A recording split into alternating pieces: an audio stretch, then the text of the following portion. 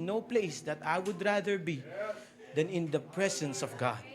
Walang kahit anong lugar na mas pipiliin ko. If I am in trouble, kung ako ay nasa gitna ng bangin, kung ako ay nasa gitna ng aking problema, there is no place that I would rather be than to be in the presence of God. Hallelujah. Walang papalit sa tamis ng pagmamahal ng Panginoon. Hallelujah, hallelujah. Thank you, Jesus. Thank you, Jesus. I'm so glad to be here in the presence of God in this holy place of worship. At ako'y nagpapasalamat sa Panginoon sa muli pong pribilehiyo na makatayo po dito po sa inyong harapan. As I always say, mga kapatid, every time that I stand here, I recognize that I am the least of everyone na tumatayo po sa harapan na ito. Pero ako'y nagpapasalamat dahil patuloy tayong binibigyan ng pagkakataon ng Panginoon, hallelujah, na maibahagi ang kanyang salita. Hallelujah, thank you, Jesus. Earlier, we read 1 Samuel, hallelujah, at it's a very familiar na story sa bawat isa sa atin, mga kapatid. And it is the beginning of the journey of David. Hallelujah. At sa oras na ito, mga kapatid, I would like to talk about the topic, no, sa unting minuto, mga kapatid. Hallelujah. Hingin ko po yung inyong undivided attention. Hindi po umahaba mga mga kapatid. Hallelujah. At I would like to bring you to the topic of the path to blessings. Kapatid, the path to blessings. Meron ba tayong pinagpipray, mga kapatid, sa oras na ito? Meron ba tayong inihintay na pagpapala sa oras na ito? Meron ba tayong ninanais na makuha sa oras na ito, mga kapatid? Hallelujah. And sa ating pong sa salita ng Panginoon, hallelujah, we will look what should we do to get to the path of blessings. Tayo po ay manalangin, hallelujah. Heavenly Father, we thank you, Jesus, once again sa inyo pong patuloy na pagkilos, patuloy na pagpapala sa buhay po ng bawat isa sa amin. Ngayon pa lang, Lord Jesus, we have felt your presence and amin pong hinihiling, Panginoon, kami po ay nanalangin sa oras na ito. Patuloy mo po kaming samahan, Lord Jesus, as we listen to your word. Buksan mo ang aming puso't isipan.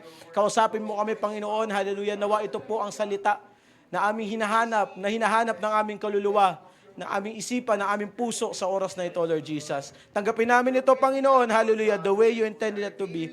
Gamitin niyo lamang ang inyong pong lingkod. Hallelujah. Sa oras na ito, wala po ang magagawa kung wala ka. Samahan mo ko, Panginoon. Itago mo ko sa inyong likuran, Lord Jesus. Anoint me with your oil. Hallelujah. And continue to move in our midst, Lord Jesus. Hallelujah. Ngayon pa lang, kiniklaim na namin ang pangyarihan, ikiklaim na namin, Panginoon, ang biyaya, hallelujah, at katagumpayan sa lahat po ng bagay na aming hinihiling sa iyo. In Jesus' name, in Jesus' name.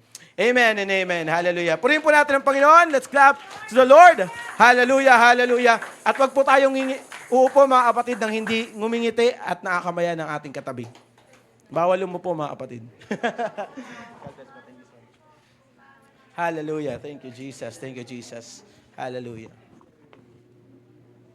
Praise God. Praise God.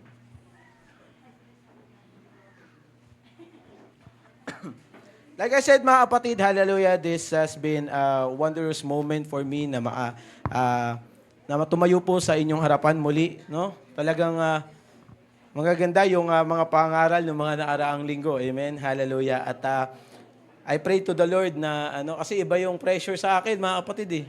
Kasi sinundan ko sila eh. 'Di ba? Yung mga hallelujah, but kapag kumilos ang Panginoon, hallelujah, walang pinipili. Kung sino man ang mensahero, titingnan natin, di ba, sa Biblia, sino yung mga naging messenger ng Panginoon, mangingisda, di ba? Mga tao na hindi talaga well-versed, pero sila yung pinili ng Panginoon. And I pray na kausapin po tayo ng Panginoon sa oras na ito. Now, mga kapatid, when we think of the Bible, we can think of multiple stories in the Bible na familiar sa atin, na sikat sa atin, mga kapatid. Maraming mga sikat na stories sa Bible na papasok sa isip natin. Ano yung mga yon? We have Noah's Ark. Ano pa, mga kapatid? We have feeding of the 5,000, si Jonah, at yung big fish, mga kapatid. Yung kapanganakan ni Jesus, no? Si Samson, si Delilah, yung paghati ng Red Sea, no? Ni Moises, mga kapatid. At isa sa mga pamilyar na kwento, mga kapatid, sa Bible, at alam natin, kabisado natin, mga kapatid, ay yung storya ni David at ni Goliath. Ayan, mga kapatid, hallelujah. When we refer to the story of David and Goliath, we always think of this young child na humarap sa pinakamalakas, pinakamalaking tao sa mga Pilisteo. And as people, mga kapatid, tayo, gusto natin ng underdog story. Alam niyo yung term na underdog, mga kapatid? Familiar po ba tayo dun sa term na underdog?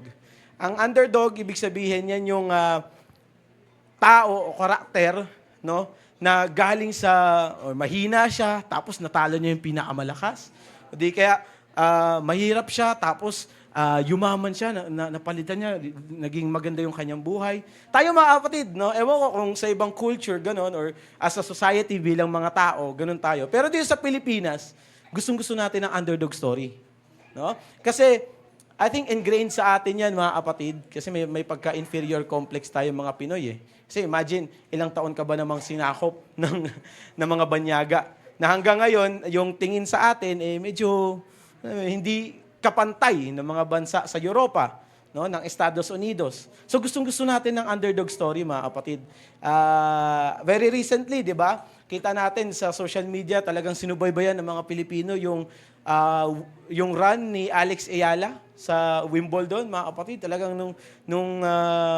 pag may laro siya, pag nag-scroll sa Facebook, wala ka makikita, kundi lahat puro si Alex Ayala. Puro mga Pinoy yung nagpo-post, mga kapatid. No? At underdog story yon kasi, imagine, Pilipino, number 140 last year. Ako kasi mga kapatid, fan ako ng tennis, so medyo sinusundan ko rin yun.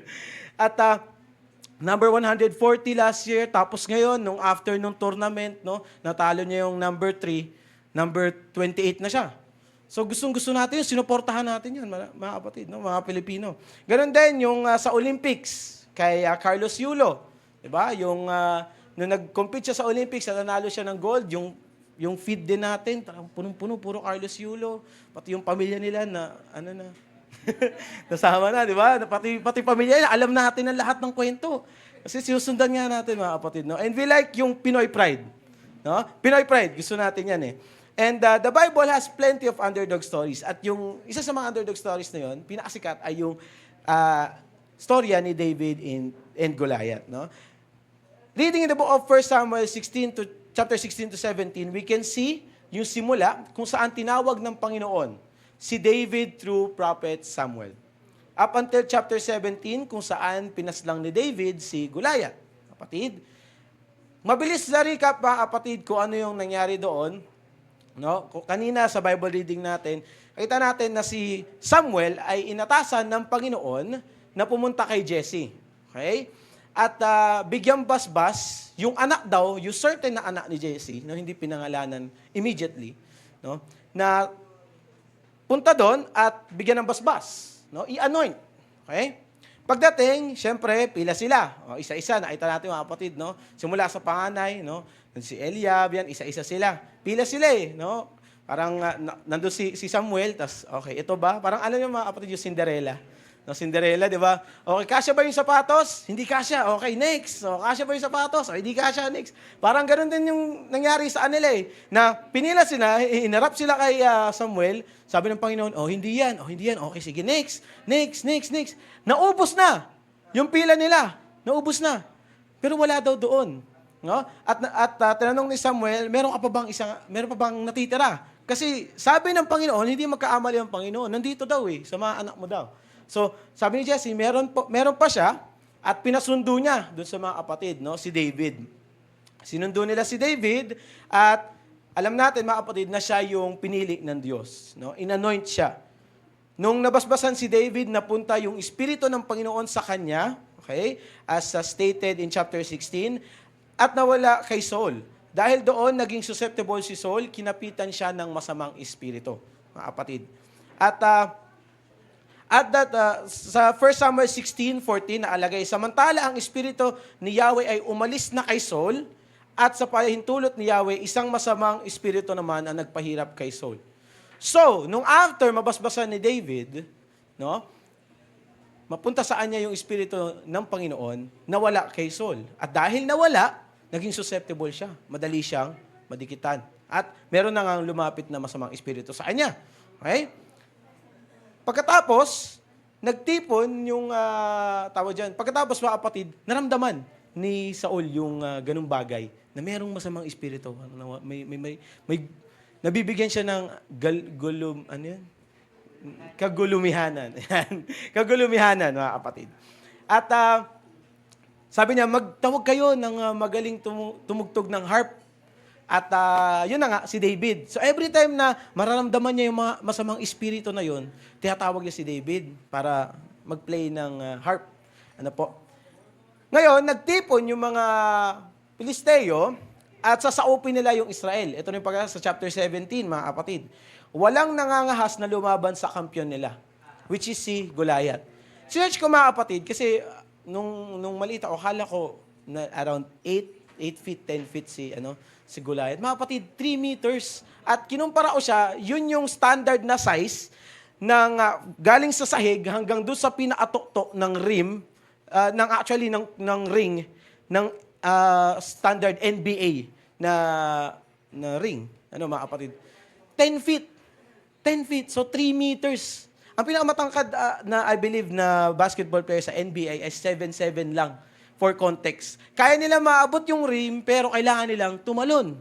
So imagine si Goliath, galing sa sahig hanggang doon sa pinakamataas. And imagine mga kapatid, mga kano, yung mga itim, matatangkad na yan sila eh.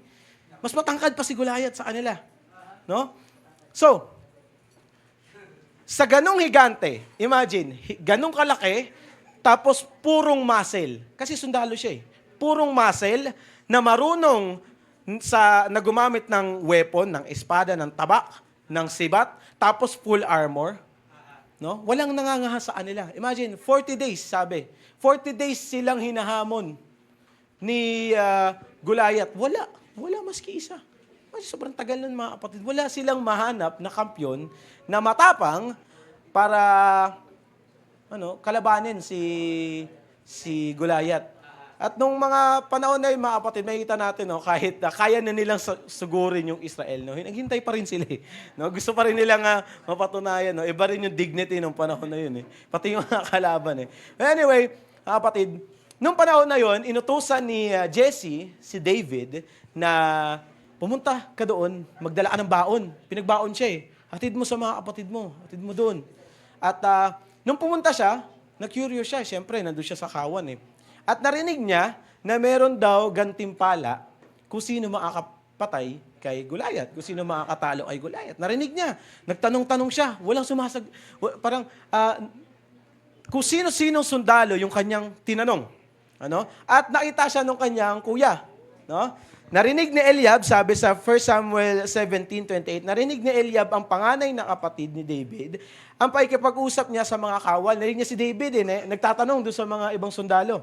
Nagalit ito kay David at sinabi, anong ginagawa mo rito? Bakit ka nga ba nandito? At kanino mo iniwan ang iilang tupa na pinapaalagaan sa'yo? At ganun din, sabi ni Eliab, naging concern siya, kasi dapat nagbabantay ka doon. Bakit ka nandito? Alam ko kung anong nasa isip mo. David, alam ko kung anong nasa isip mo. Gusto mo lang manood ng gera, no? Nakalagay mo, gusto mo manood ng gera? Sabi ni David, sumagot sa kanya sa verse 29, bakit? Ano ba ang ginawa ko? Masama bang magtanong? Masama bang magtanong? Tinalikuran niya si Eliab at nagtanong sa iba. Ngunit, ganoon din ang sagot sa kanya. Mga kapatid, na-curious si David. So, ilan yung mga sundalo na tinanong niya? Marami. Hanggang umabot siya kay Saul. At doon sinabi niya kay Saul na dapat hindi tayo matakot dahil kakampi natin ang Diyos. No? So, after some conversation, na-convince si Saul, sige, pinagbihis siya ng armor, ganyan. Bata. So, masyadong mabigat sa kanya. So, hindi siya makapaglakad. Inalis niya lahat Inalis niya lahat ng kanyang mga suot. At sinabi niya, mga kapatid, nung after niyang alisin lahat ng kanyang armor, alisin yung kanyang mga taba, kumuha siya ng 5 bato, makikinis na bato, sa sapa, at nakipagharap kay Goliath. Okay? Sa verse 47, ang sabi diyan, makikita ng lahat ng narito na makakapagligtas si Yahweh kahit walang taba at sibat. Kay Yahweh ang labanang ito at ibinigay na niya kayo sa aming mga amay. Yan ang sinabi niya kay Goliath nung humarap siya. So imagine this little kid, itong bata na ito, na humarap sa 3 meters, 3 metro na higante na purong muscle. At may armor, may kalasag, may taba. At yun sinabi niya.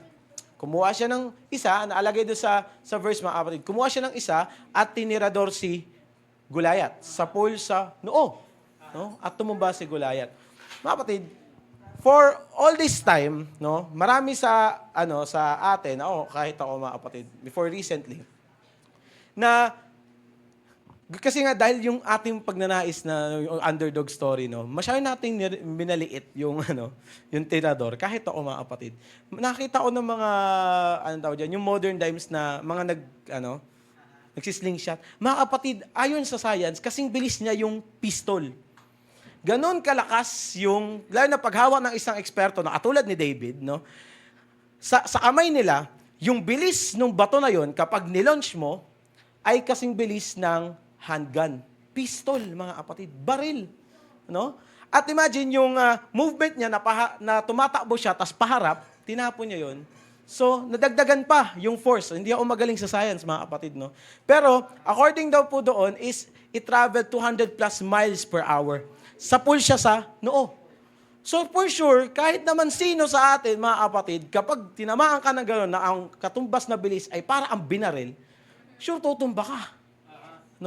So the thing is, for many times, mga kapatid, we are looking at the slingshot.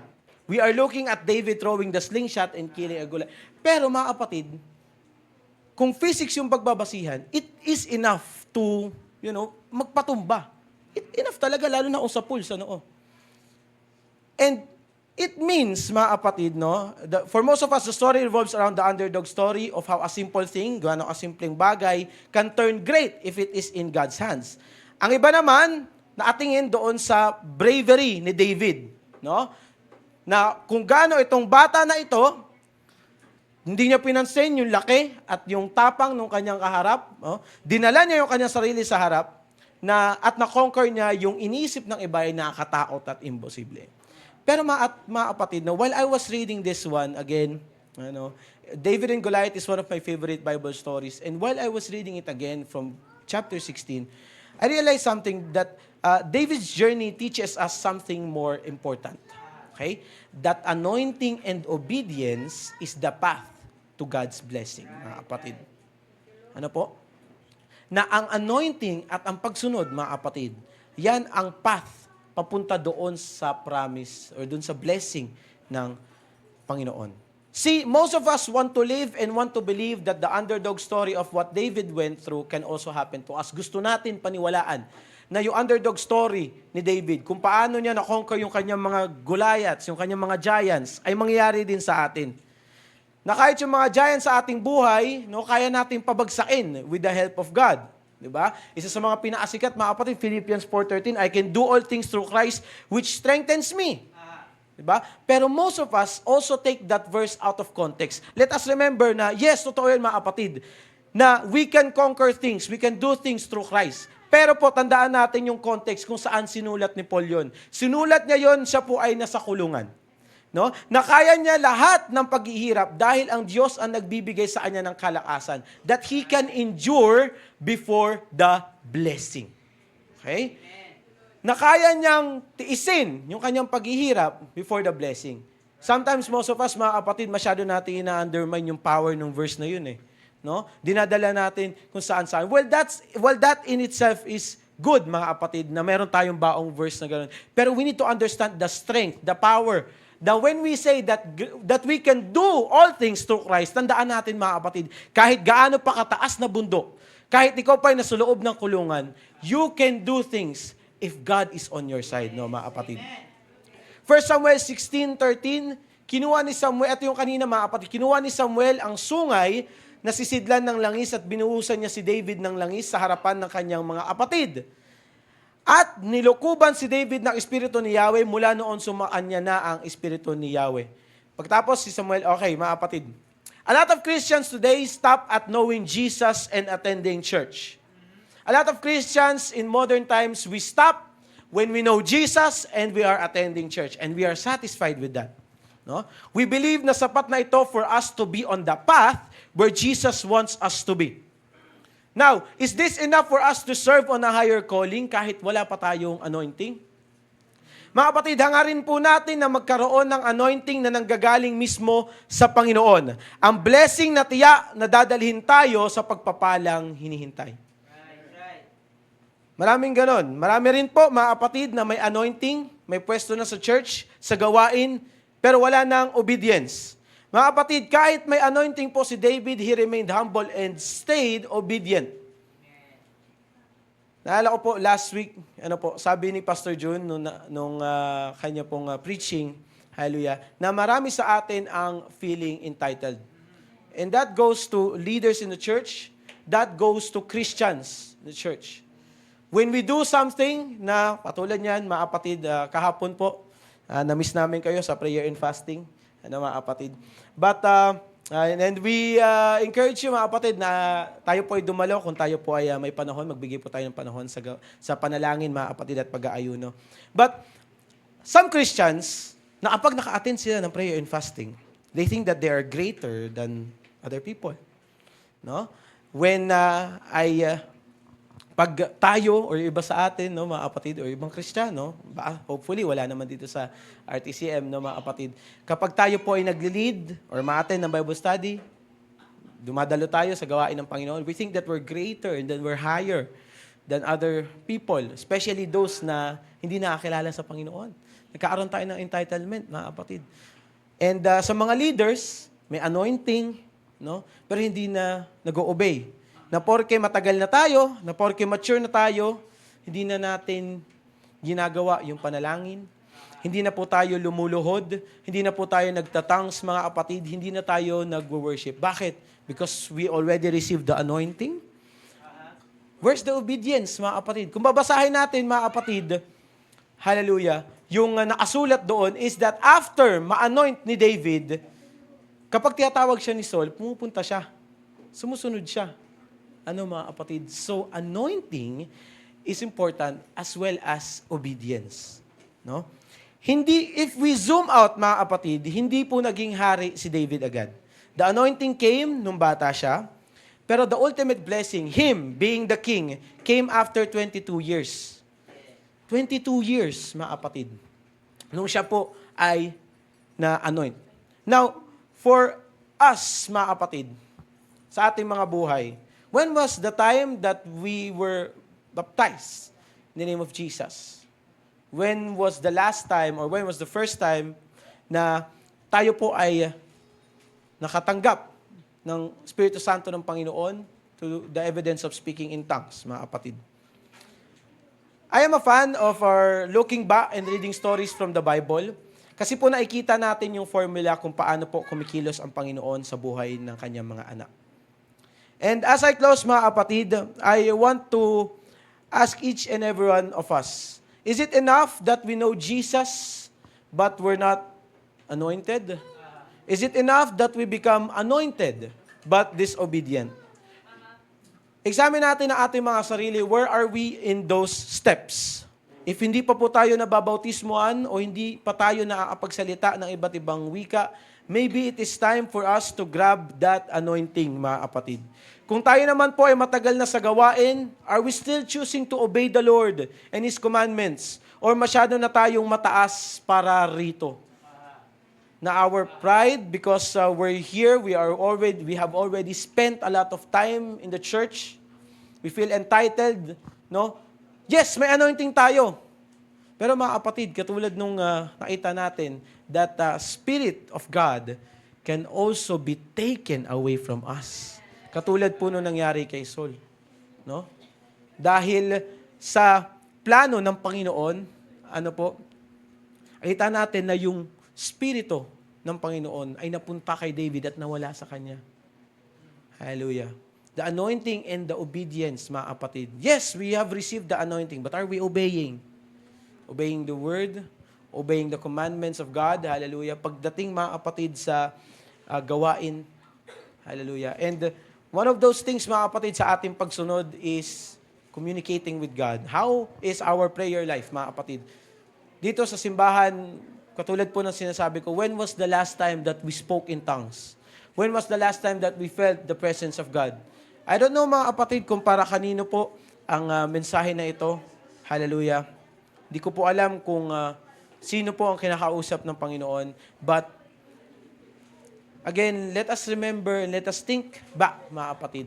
Saan po tayo nakalugar? Have we received the anointing? Kung hindi pa, mga kapatid, maybe it's time for us to receive the anointing from God. To receive the anointing that the presence of God will be with us. No, mga kapatid? At kung naatanggap na tayo, mga kapatid, are we still obeying? At ang sabi ng Panginoon, let us not forsake the assembly. Ang sabi sa salita ng Panginoon, let us not forsake the assembly. Are we doing our part in that assembly? Are we doing our part when it comes to prayer? Are we doing our part when it comes to being a good Christian, mga kapatid? So, I invite everybody to stand up. Hallelujah. Tayo po ay tatayo. Maybe this is not as the Word of God as something as striking or something as moving, mga kapatid, katulad po nung ating mga narinig nung nakaraang linggo. Hallelujah. Maybe this is just something sort of a reflection. Hallelujah. Maybe this is not the type of message, mga kapatid, that will make us jump to our feet, that will make us kneel down. Siguro hindi ito yung mensahe, mga kapatid, na talagang maiiyak tayo, talagang grabe yung ating pagluhod. Hallelujah. Pero I pray sa Panginoon na sana po sa mensahe na ito, ma-examine po natin yung ating sarili, mga kapatid. Hallelujah. Alisin po natin yung ating pride, alisin natin yung ating hiya, alisin natin yung estado natin sa harap ng tao, sa harap ng Panginoon. Hallelujah. And let us just examine ourselves as a whole.